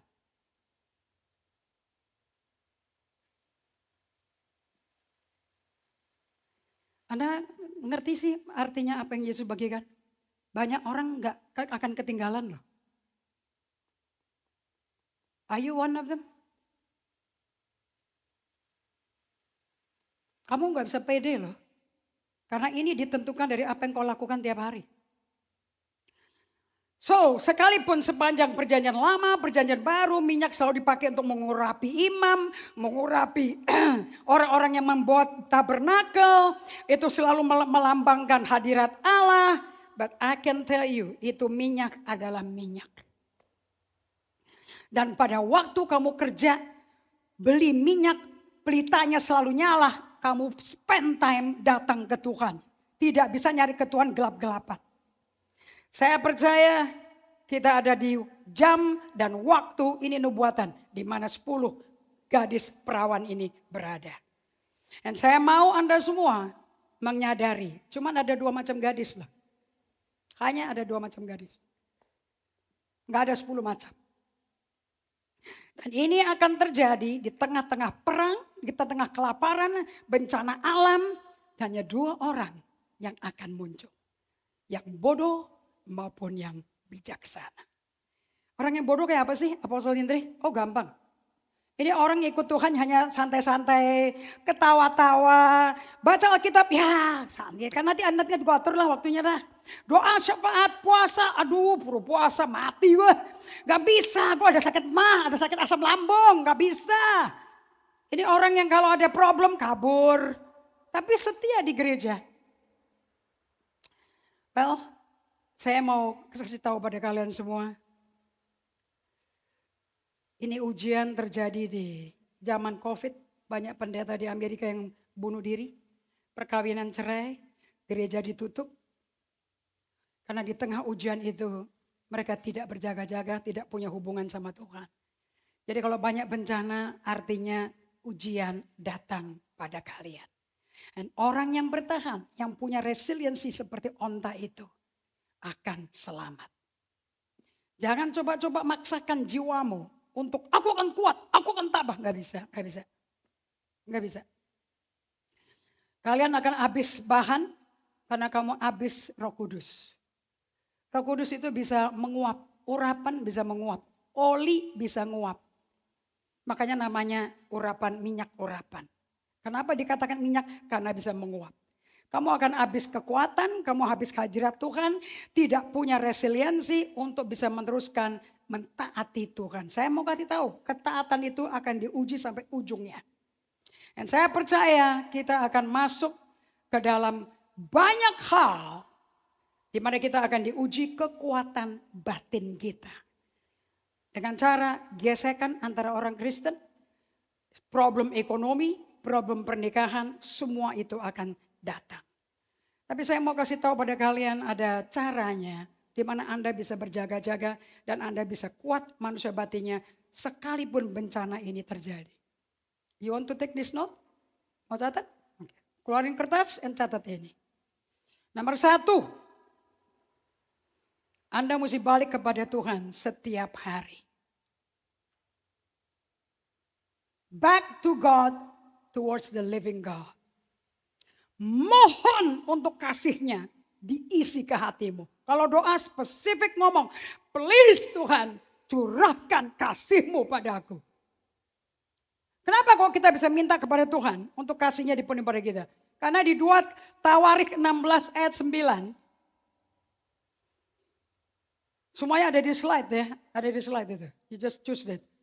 Dikatakan karena mata Tuhan menjelajah seluruh bumi untuk melimpahkan kekuatannya, resiliensinya kepada mereka yang bersungguh hati terhadap Dia. Well, Israel, dalam hal ini engkau telah berlaku bodoh. Oleh sebab itu mulai sekarang engkau akan mengalami peperangan. Anda mau tahu orang kena masalah terus? Karena goblok. Siapa orang Kristen yang pandai? Hatinya loyal kepada Tuhan. Orang yang seperti ini loyal, matanya tak, pikirannya enggak tercabang-cabang, pikirannya hanya ke Tuhan. And how do you have? Bagaimana caranya kamu bisa punya pikiran yang terus tertuju pada Tuhan yang tidak terombang-ambing? Exercise. Ini buku latihan olahraganya. And bukunya kecil. Mau pakai bahasa aslinya, karena pakai bahasa Indonesia, saya terjemahin supaya gampang dan tidak gampang dilipat-lipat, saya bikin pakai ring. Dan ini lebih kecil dari ukuran handbag kalian. Lebih kecil dari kamu punya Michael Kors, kamu punya Louis Vuitton. Buat apa pakai Louis Vuitton, but you have nothing, no God. Gak ada Roh Kudus.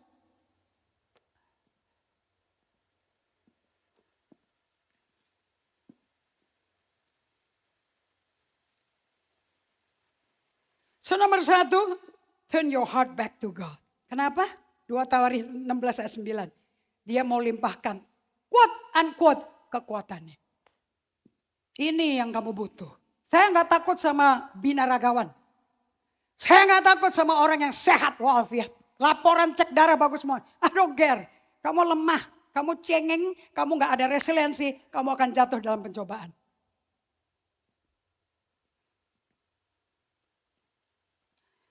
Nomor 1, go back to the list tadi. Kembali kepada Tuhan. Dan Anda mesti berdoa dan minta kepada Tuhan. And you need to talk to God. Dan kamu berkata, berikan kasih-Mu ke dalam seluruh hatiku. Please give it to my heart. Oke, bentar lagi kita kelar ya. Saya ngomong ini gak main-main. Ini tutup tahun loh ini. Untuk masuk tahun baru loh. Saya bukan pendeta motivasional ya. Sama sekali. Kamu akan dengar firman di tempat ini. Nomor 2, sampai kembali mengasihinya dengan segenap hati, segenap jiwa, pikiran, dan badan kita. Matius 22 ayat 37, 38, 39. 3, kembali lapar dan haus akan berada di dalam hadiratnya.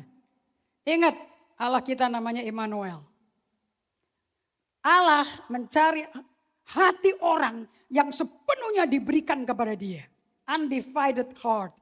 Sehingga hati macam ini Allah dapat kuatkan. Dengerin ya, orientasinya Tuhan kepada kita pengikutnya dia. Dia gak ngurusin kamu punya dompet, kamu punya badan dan sakit apa. Dia ngurusin hatimu. Yesus cuman peduli hati. Anda tahu ada orang sakit kanker, Kristen sakit kanker, HIV nggak sembuh. Dia care. Yang dia peduli itu hatimu. Siapa bilang kalau orang sakit pasti sembuh? Nggak ada ayatnya. Waktu Yesus di bumi tidak semua orang sakit sembuh. Do you know that? Masih banyak yang mati, masih banyak yang sakit. Yang diutamakan Yesus seluruh hatinya milik Bapaknya. Itu Yesus. Karena aku datang melakukan pekerjaan Bapakku. Bukan apapun kebutuhan rakyat Yahudi. Di Markus 1 ayat 35 waktu hari masih gelap dia berdoa. Dia keluar rumah. Dia ke tempat yang sunyi. Itu namanya solitude. Dan dia berdoa. Dan muridnya udah tahu. Ini rutinitasnya Yesus. Katakan rutinitas.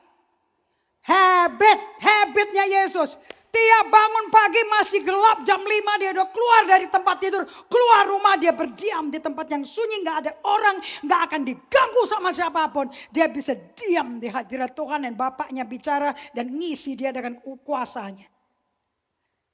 Setelah sementara lagi berdoa, datang murid yang paling kinestetik namanya Simon Petrus. Guru. Itu orang udah nunggu banyak tuh pada minta disembuhkan. Dan Yesus berdiri setelah berdoa. Yuk Simon kita pergi ke kampung lain. Karena untuk itu aku dipanggil untuk memberitakan kabar baik. Ditinggal tuh orang pada sakit. Kalau pendeta, semakin laku. Allah hanya tertarik sama hati kamu. Karena di dalam hati ada affection, ada attention, ada gazing. Kamu memandang dia. Memandang hadiratnya dari hati, bukan dari mata kasat. Inilah kondisi hati dari kelima gadis perawan yang bijaksana. Yang memiliki union dengan Allah Tritunggal. Dengan Allah Bapa, Tuhan Yesus dan Roh Kudus. Setiap hari mereka pelihara hadirat Allah. Setiap hari. Sampai mereka penuh dengan kasih-Nya. You need the oil in your lamp. Karena dunia semakin gelap.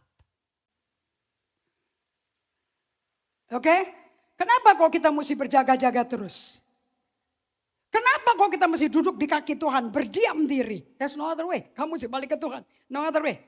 Lukas 19 ayat 44. Ini terjadi sama orang Israel, akan terjadi sama kita. Dan mereka akan membinasakan kau beserta dengan pendudukmu dan pada tembokmu mereka tidak akan membiarkan satu batu pun tinggal terletak di atas batu yang lain. Karena engkau tidak mengetahui saat bila mana Allah melawat kamu. You know, gadis yang bodoh, mereka nggak tahu mempelainya datang. Gadis yang bijaksana, alert. Nomor 4. Kita udah sampai nomor 3 tadi ya. Apa yang kau mesti lakukan, right? Nomor 4. Beri seluruh perhatian kita pada hadirat Allah dan kehadiran diri kita dan kesadaran akan kehadiran orang lain. 3 hubungan yang Anda mesti kembangkan, mesti exercise tiap hari. Aware akan the presence of God, self-awareness, kehadiran akan dirimu, sadar kondisi dirimu kayak apa, your feeling kayak apa, dan sadar orang yang ada di depan kamu. Kamu turut merasakan orang yang di depan kamu. 5, lakukan feeling exercise supaya otot emosimu dibangun. Maka katusku dalam manusia batin kita akan terbentuk untuk menghadapi kegilaan di masa kini dan di masa depan. Saya mau kasih tahu pada kalian. Resiliency, ketahanan dan kemenangan tidak akan datang karena kamu swiping a screen. Kamu tinggal scroll itu slide-nya. Dunia sudah benar-benar gila. Anda anaknya mengizinkan anaknya main Roblox. Anda jangan kaget kalau orang pedofilia, bapak-bapak 70 tahun bisa datang ke rumahmu dan minta anakmu dibawa. Roblox sedang disu di Amerika. Orang-orang tua pada berkumpul. Hati-hati kasih Roblox ke anakmu. Dunia sudah benar-benar gila. Dan Anda mesti bisa berlutut di kaki Tuhan. Supaya anakmu selamat semua. Aku tidak akan terpengaruh olehnya. Aku sedang menyesuaikan hidupku di sekitar pemulihan dan ketahanan. Inilah orientasiku sekarang. Ini doa loh. This is my prayer. Mau tahu? Ini doa saya. Saya nggak minta duit. Saya nggak minta tambah populer. Saya minta saya resilient. Saya bisa berkata tidak sama orang sekitar saya. Untuk memulihkan resiliensi ada 2. Anda tinggal foto aja nih. Saya mesti nulis, tapi kamu tinggal foto. Pertama, perbaharui kasih dan pengabdianmu pada Yesus. Ini kalau Kristen palsu nggak laku nih khotbah kayak gini. Tapi kalau kamu menjadi wanita gadis yang bijaksana, kamu mesti hidup kayak begini. Ini bisa dipercaya Tuhan dengan segala harta kekayaan Tuhan. Nomor 2, berikan sedikit waktu dalam hidupmu untuk memberi ruang bagi jiwamu untuk bernapas. You need to have space in your soul. Kamu mesti buang napasmu, kasih ruang buat Tuhan. Sebagai penutup, Anda mesti bikin refleksi untuk masuk tahun 26. Saya tersentuh sama ada satu orang, bukan jemaat GGL, tapi datang di tahun 2024. Pertanyaan refleksi yang saya berikan di Desember 2024, orang luar itu jawab yang dia kasih ke saya. I remember the question, aku jawab itu. Saya bilang, wow. Orang luar mau jawab, jemaat sendiri kagak udah gak inget pertanyaannya apa juga. 2026, 1 Januari, you better ask yourself. Pertama, ingat kembali bagaimana tahun-tahun itu telah berlalu bagi Anda. Remember 2025, 2024. Sebutkan kehilangan-kehilangan yang kau alami, kehilangan teman, kehilangan orang tua, kehilangan kerjaan, kehilangan investasi. Just write it down, harus ditulis, journal. Ketakutan yang kau alami, yang belum selesai. Sumber kemarahanmu, frustrasimu. Oke? Dan bayangkan saya adalah terapis kamu. So saya yang nanya ini kepada kalian. Nomor 1 pertanyaannya, persis gambar yang kita taruh di lobi utama. Bagaimana rasanya bagi Anda mengalami kehilangan, ketakutan, amarah, frustrasi selama setahun ini? How do you feel? Because this is you yang ditanya. You are your soul. Nomor 2, apa yang sulit di 2025 ini? Dengan kau mengalami pengalaman seperti ini. Nomor 3, kamu kalau gak bisa jawab ini, kamu gak kenal dirimu. Ini hanya orang yang kenal dirinya, yang punya kesadaran diri. Kalau kamu gak sadar dirimu, siapa yang mau tahu kamu? Kamu yang tahu kamu ya kamu. Nomor 3, apa yang membuat Anda marah? Saya tahu yang bikin saya marah itu apa. 4, apa yang Anda harapkan tidak pernah terjadi. Anda mesti tulis semua ini. Anda mesti keluarin semua ini. Anda mesti respect, mesti hormati semua. Dan Anda mesti berduka karena semua ini. Tidak boleh tidak berduka. Barusan aja satu keluarga daripada keluarga jemaat kita meninggal. Semua berduka. Itu bukti kamu manusia, bukan AI. Kalau kau kehilangan, kamu pasti berduka. Kalau kamu berkata, I'm fine. Dan terus teman-temannya berkata, kamu kuat ya. Itu orang bukan manusia itu. Itu robot tuh. Yesus laki-laki yang paling sering menangis di depan muridnya. Yesus. Makanya jiwanya sehat. Pemazmur isinya tangisan semua. Makanya Daud memiliki hati yang berkenan pada Tuhan. Kita punya imam besar yang turut merasakan kelemahan kita. Pertanyaan refleksi kedua. Perhatikan momen saat ini. Momen saat ini. Anda bisa screenshot ya. Jauh lebih baik melakukan ini secara langsung. You need to remember to be aware of the moment saat ini. Sebutkan bagaimana perasaan Anda saat ini. Apa yang dituntut dari Anda? Bagaimana hal itu mempengaruhi jiwa Anda? Yesus penyelamat jiwa kita. Dia nggak ngurusin perusahaanmu, tokomu, mobilmu. Dia nggak ngurusin. He cares for your soul. He is the savior of my soul. Fokus pada harga yang harus dibayar dalam 1 jam seperti ini. Dan ketika Anda memiliki hati untuk kemanusiaan. Ketika Anda berbagi belas kasih kepada orang-orang di Sumatera. Kepada komunitas lingkungan Anda. Kepada ciptaan Tuhan. Anda akan mengalami banyak kesedihan dalam 1 jam. Anda mesti punya waktu 1 jam. Just listening to your feeling. Kenapa? Kasihilah sesamamu seperti engkau mengasihi dirimu. Kalau kamu gak pernah ngerawat jiwamu, bagaimana engkau mengasihi dirimu? Bagaimana engkau peduli sama orang lain? Rawat jiwamu dengan mengungkapkan apa yang kau rasakan. Jangan pura-pura semuanya baik-baik aja. Gereja adalah tempat orang pakai topeng yang paling ramai. Banyak ludruk. Hal itu dicontohkan dalam Mazmur, Daud dan penulis lainnya. Mazmur 62 ayat 9. Tuhan, aku curahkan semua hatiku padamu, kau gunung keselamatanku, Selah. Daud itu manusia yang paling real. Nomor 3, praktek yang namanya benevolent detachment. Apa itu benevolent detachment? Benevolent artinya doing good, doing kindness, melakukan kebaikan. Detachment artinya misahkan diri kita dari semua emosi yang masuk melalui sosmed. Pisahkan dirimu. Karena Yesus berkata, serahkan segala kekhawatiran padaku. Aku mau piara kamu. So Anda mesti datang tiap hari ke Tuhan. Dan Anda berkata seperti ini. Tuhan, aku serahkan semuanya kepadamu. Hanya Engkau yang bisa nyelamatin aku. I give everything and everybody and everyone to you, Lord.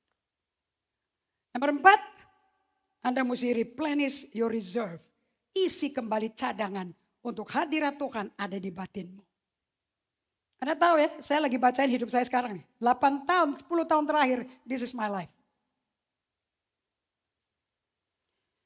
I've replenished my reserve, isi kembali cadangan saya. Matematikanya simple kok. Cadangan akan terisi kembali ketika pemasukan lebih besar daripada pengeluaran. Yes? If your intake is greater than your output, of course kamu punya reserve.